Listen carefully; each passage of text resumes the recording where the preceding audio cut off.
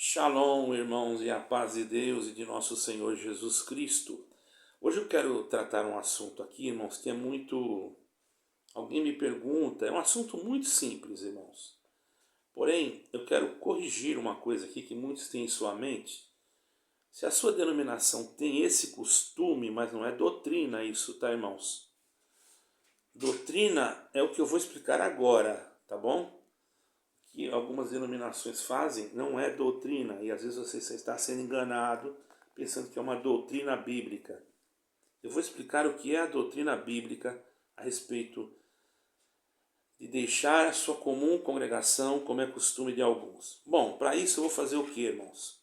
Eu vou usar primeiramente esta Bíblia aqui, que é a Bíblia João Ferreira de Almeida, que inclusive várias denominações usam, e vou ler. Nós vamos ler no capítulo 10, no versículo 25, onde diz assim: não deixando a vossa comum, a nossa congregação, como é costume de alguns, né? Antes admoestando-nos uns aos outros, tanto mais quanto vedes que se vai aproximando aquele dia. Em algumas traduções diz assim, não deixando a nossa comum congregação, né? Como é costume de alguns, tal. Tudo bem, o mesmo versículo, a mesma linhagem de versículo. Agora eu vou pegar a Bíblia na tradução judaica, ok? Escrito por um judeu, mas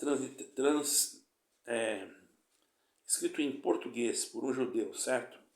No mesmo versículo, capítulo 10, versículo, como eu falei, 25, certo, irmãos? 25?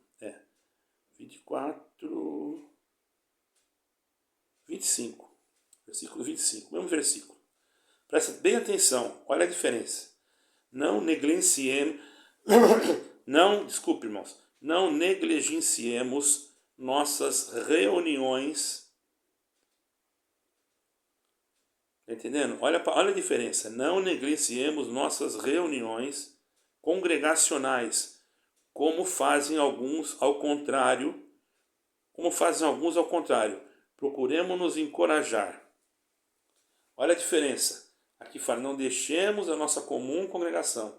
Aqui está dizendo, não negligenciemos nossas reuniões e incentivarmos ao amor e às boas obras. Não negligenciemos, essa palavra é difícil de falar, né? Nossas reuniões congregacionais, presta atenção. Não negligenciemos nossas reuniões congregacionais. Está aqui, ó. Essa aqui é a Bíblia, ó. Bíblia judaica completa, ok? Agora você vê a diferença. Agora veja como a pessoa pode manipular esse versículo, ok? Como aqui no estudo que eu fiz aqui, para ficar bem claro, não vai ser nada difícil, só não vai entender aquele que não ler duas vezes, não escutar duas vezes, pode ser que não entenda, não é? Bom, vamos primeiramente eu quero lembrar vocês que a autoria do livro de aos Hebreus nós não podemos dizer que foi o apóstolo Paulo que escreveu. Há alguns estudiosos da Bíblia que tradicionalmente acreditam e atribuem o texto ao apóstolo Paulo. E porque por causa do texto, por causa da forma de escrever, porém, em todas as cartas de Paulo, ele primeiro saudava, né? Dava saudações, aquela saudação apostólica que ele costumava dar. E aqui nesta não. A linguagem é um pouco diferente, o estilo de linguagem. E ela não contém uma saudação pessoal típica das cartas do apóstolo Paulo. Então, não foi encontrado escrito nesse livro quem foi o autor. Provavelmente pode ter sido Lucas, Barnabé ou qualquer outro, ok? Aqui, a carta era escrita exclusivamente para quem? Para os judeus, para os hebreus messiânicos, que haviam crido no Messias, em Yeshua, em Jesus Cristo, certo? Então, veja bem, eles eram messiânicos, eles eram cristãos, mas acreditavam em Jesus Cristo, então eles não poderiam voltar a se reunir de uma forma judaizante. Você está entendendo? Então eu vou explicar agora, para vocês entenderem bem. Presta bem atenção, que isso não é difícil de entender. O versículo de Hebreus 10, versículo 25 aqui, tanto na Bíblia judaica como na outra, quer dizer a mesma coisa. Quer dizer o quê? Onde o apóstolo Paulo aqui, bom, aqui está dizendo Paulo, né? Eu falei Paulo já, né? Eu sempre falo Paulo, mas não quer dizer que foi Paulo, né? Vamos esquecer isso aí. Onde o apóstolo, ele escrevia, eu não posso afirmar que é Paulo, eu também estou acostumado a falar Paulo, irmão. Dá uma impressão, por causa do termo, né, de leitura, etc, etc. E alguns pregadores falam também que é Paulo, mas isso não está escrito, ok? Então vamos ficar só no que está escrito. Alguns pregadores falam, mas vamos ficar no que está escrito. Bom, esse versículo 10 e 25, onde o apóstolo nos exorta para não deixar a nossa congregação, como está escrito aqui agora na Bíblia, eu estou lendo. Agora eu vou explicar. Como é costume de alguns, é um chamado à importância de se reunirmos e preservarmos na comunhão, presta atenção, irmão, no contexto original, entendeu? Ele estava escrevendo para os cristãos de origem hebraica, que enfrentavam, tentações para retornar às práticas do judaísmo, abandonando a nova fé em Cristo. Tá entendendo? Por isso que aqui na Bíblia judaica diz assim, ó, não negligenciemos nossas reuniões congregacionais. Eles se congregavam. Era diferente da reunião congregacional judaica. Também se reuniam, também se congregavam, mas era diferente. Então aqui ele exortava para que o povo não mudasse a forma de se congregar. Não quer dizer que ele tinha que congregar só na igreja perto da casa dele, onde se congregava perto da casa dele. Não é nada disso, como uma denominação fala. Você não pode faltar na sua comum. Isso não existe. Isso é doutrina humana. Pode ser sim, não tem problema. Mas vamos falar a verdade. Isso é uma doutrina que não é uma doutrina bíblica, ok? A doutrina bíblica é nós nos reunirmos da forma que nós somos ensinados em Cristo Jesus. Ou se reunirmos em Cristo Jesus, não importa aonde. Se é perto da minha casa, se é longe da minha casa. Pode ter um culto de uma denominação perto da minha casa e eu senti vontade de ir na outra. Mas é o mesmo culto, está falando do mesmo Jesus Cristo, enfim.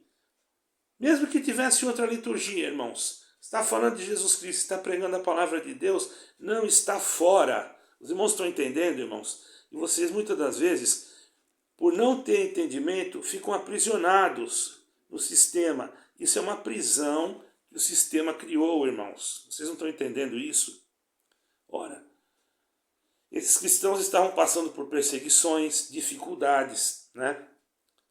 Com medo da influência de tradições antigas, começaram a se afastar das reuniões cristãs, retornando a práticas que não incluíam o verdadeiro evangelho. Então, por isso que eles foram lembrados que deveriam congregar na mesma essência, quer dizer, da mesma, crendo em Jesus Cristo, não voltando para certas coisas da lei, como circuncisão e etc, etc.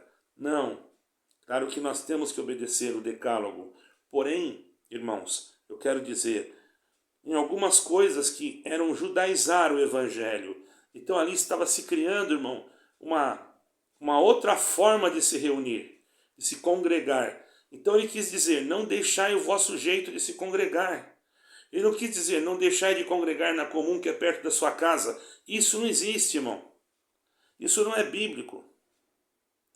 A congregação, quer dizer, o lugar onde nós se reunimos, é um lugar onde nós compartilhamos ensinamentos, apoio mútuo, encorajamento, especialmente ao se aproximar aquele dia, né?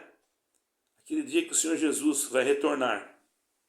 Então, irmãos, não se referia ao ambiente, mas se referia à maneira de se congregar, de se reunir.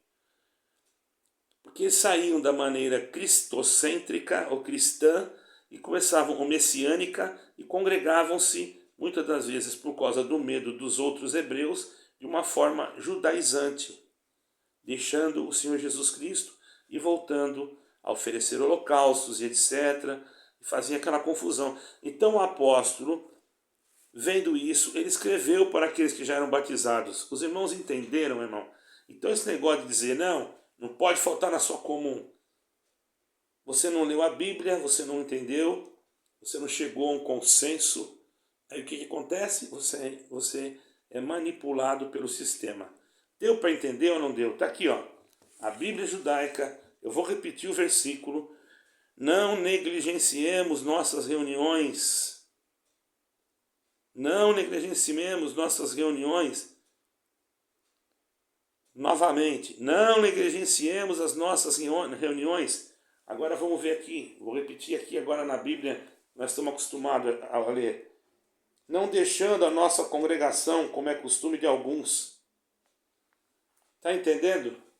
Mudou, parece que mudou. Aí a pessoa fica com facilidade, como a pessoa não tem, as outras pessoas não têm conhecimento, transformar esse versículo de uma forma que você fique preso no lugar que você está.